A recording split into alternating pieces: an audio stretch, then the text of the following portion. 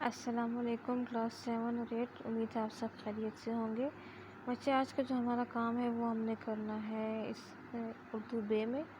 اس سے پہلے کی ویڈیو میں آپ کو بتایا گیا تھا اور سکھایا گیا تھا کہ مرکب الفاظ کیسے بنائے جاتے ہیں اور مرکب الفاظ کیا ہوتے ہیں، ٹھیک ہے۔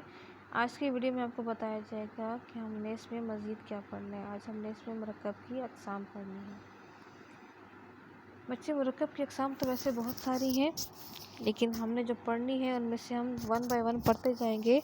ترتیب سے جب ہم پڑھیں گے تو ترتیب کے لحاظ سے سب سے پہلے ہم نے پڑھنا ہے مرکب اضافی، پھر ہم پڑھیں گے مرکب توصیفی، مرکب عطفی، مرکب عددی اور مرکب امتزاجی، جس کو ہم ٹائم ٹو ٹائم پڑھتے جائیں گے۔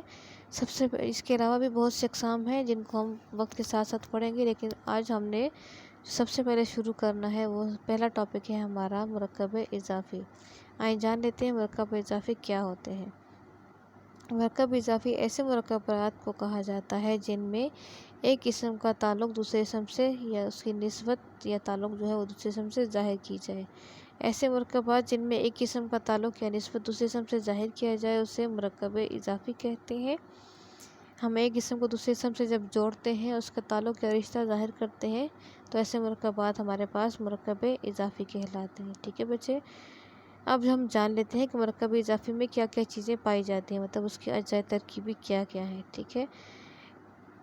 سب سے پہلے تو ہمیں مرکب الفاظ جو ہیں ان میں ہم نے ایسے اسم جن کی نسبت یا تعلق دوسرے اسم سے ظاہر کی جاتی ہے اس کو مضاف کہا جاتا ہے، مطلب وہ اسم جس کا تعلق ہم ظاہر کر رہے ہیں وہ اسم مضاف کہلائے گا، جبکہ جس اسم سے ہم تعلق ظاہر کرتے ہیں وہ کہلائے گا مضاف الیہ۔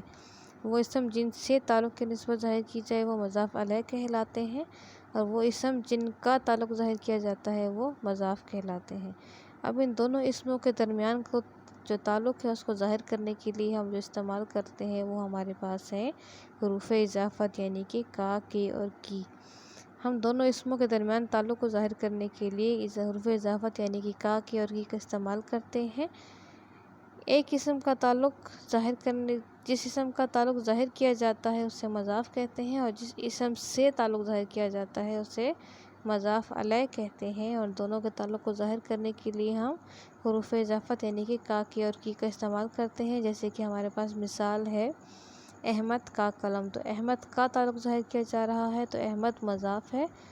احمد کا تعلق ہم قلم سے ظاہر کر رہے ہیں تو قلم جو ہوگا وہ مضاف الیہ کہلائے گا۔ اب ان دونوں کا تعلق ظاہر کرنے کے لیے ہم نے حرف اضافت کا استعمال کیا ہے، تو احمد کا قلم جو ہمارے پاس ہے مرکب اضافی ہے، جس میں ہم نے احمد کا تعلق قلم سے ظاہر کیا ہے، تو ہمارے پاس یہ جملہ جو ہے وہ مرکب اضافی بن گیا ہے، ٹھیک ہے۔ اب ہم جان لیتے ہیں کہ مرکب اضافی بنانے کے طریقے کیا ہیں۔ مرکب اضافی ہم 2 طرح سے بنا سکتے ہیں، ایک ہمارے پاس ہے اردو قاعدہ اور دوسرا ہے ہمارے پاس فارسی قاعدہ۔ اردو قاعدے میں ہم مرکب اضافی بنانے کے لیے حروف اضافت یعنی کہ کا، کے اور کی کا استعمال کرتے ہیں۔ اس کا پہلا اسم، جیسے کہ میں نے ابھی آپ کو بتایا احمد کا قلم، تو پہلا اسم یعنی کہ جو احمد تھا وہ ہمارے پاس مضاف تھا، دوسرا اسم یعنی کہ قلم جو تھا وہ ہمارے پاس مضاف الیہ تھا، اور ان دونوں کا تعلق ظاہر کرنے کے لیے ہم نے حرف اضافت کا استعمال کیا تھا۔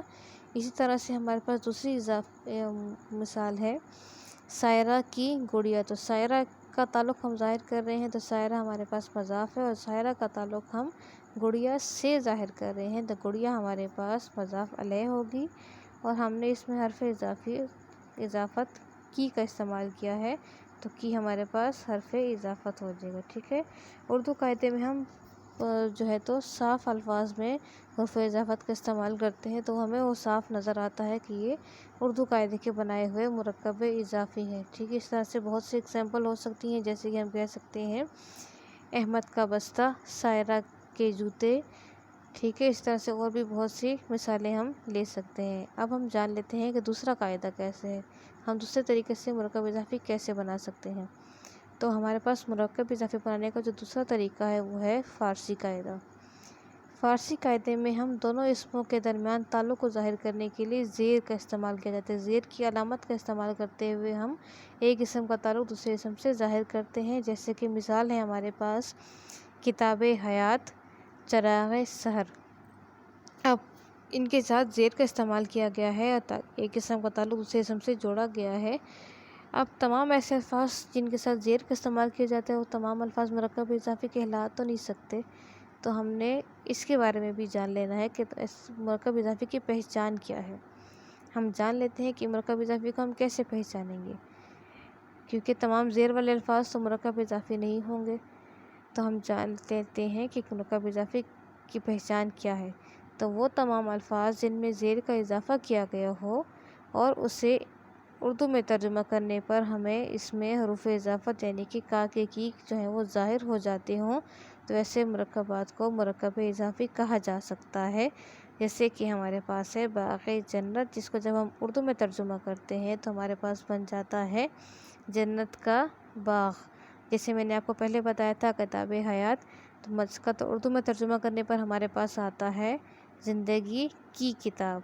फिर मैंने आपसे कहा था चराग़ सहर यानी कि सुबह का चराग़। तो इन तमाम मिसालों में का और के की का इजाफ़ा हमारे पास उर्दू में तर्जुमा करने पर हमें ज़ाहिर हो जाता है। तो ये तमाम अल्फाज जो हैं ये मुरक्कब इज़ाफ़ी हैं, जबकि वो तमाम अल्फाज जिनके साथ ज़ेर का इजाफ़ा तो किया जाता है लेकिन उर्दू में तर्जुमा करने पर उनमें हरूफ़ इज़ाफ़त ज़ाहिर नहीं होते, वो तमाम मुरक्कब इज़ाफ़ी नहीं होते। जैसे कि हमारे पास मिसाल है हिलाले नो, जिसका मतलब है नया चाँद। अब इस लफ्ज़ में भी ज़ेर का इस्तेमाल किया गया है, ये भी फ़ारसी कायदा है, लेकिन इसमें का की और की का इजाफ़ा नहीं हो रहा, इसलिए ये लफ्ज़ हमारे पास मुरक्कब इज़ाफ़ी नहीं होगा। मुरक्कब इज़ाफ़ी वो तमाम अल्फाज होंगे जिनको उर्दू में तर्जुमा करने पर उनमें का की और की का इजाफ़ा हमें ज़ाहिर हो जाता है। ठीक है बच्चे, उम्मीद है आपको काम समझ आया होगा।